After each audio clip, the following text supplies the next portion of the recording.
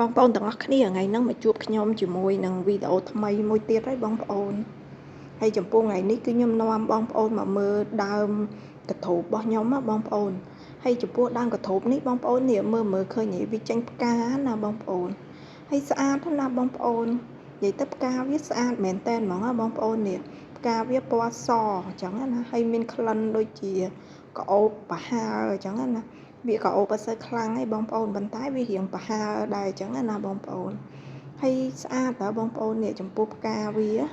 ហើយចំពោះដើមកធូបនេះនិយាយទៅគឺខ្ញុំដាំវាដូចជាយូរឆ្នាំដែរបងប្អូនហើយឥឡូវនេះគឺវា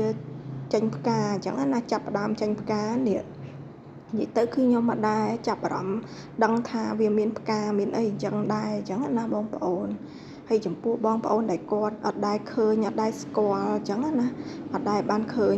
ផ្កាវាអញ្ចឹងបងប្អូនអាចមើលនៅក្នុងវីដេអូរបស់ខ្ញុំបានណាបងប្អូននេះនិយាយទៅផ្កាវាមានអីបងប្អូនស្អាតតែនិយាយទៅគឺអាចនិយាយបានថាចំពោះដើមកធូបនេះគឺដាំយូរឆ្នាំដែរអញ្ចឹងណាបានវាអាចចេញផ្កាអញ្ចឹងណាហើយចំពោះដើមនេះវារៀងទូចដែរតែបងប្អូននិយាយទៅដើមវាប៉ុនតែមេដៃឯងបងប្អូនដោយសារខ្ញុំដាំដាក់ក្នុងធុងខ្ញុំអត់បានដាំវាផ្ទាត់ដីទេបងប្អូនបើសិនជាដាំផ្ទាត់ដីវាអាចធំជាងនឹងទៀតអញ្ចឹងណាដោយសារខ្ញុំអត់សូវមានទីតាំងកន្លែងដាំហ្មងដល់ពេលអញ្ចឹងក៏ខ្ញុំដាំដាក់ធុងអញ្ចឹងណា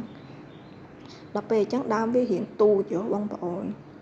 ប៉ុន្តែវាចេញផ្ការបៀបដូចថាមកពីវាយើងដាំយូរឆ្នាំហ្មងបងប្អូនដល់ពេលអញ្ចឹងវាចេញផ្កាស្អាតតើបងប្អូននេះ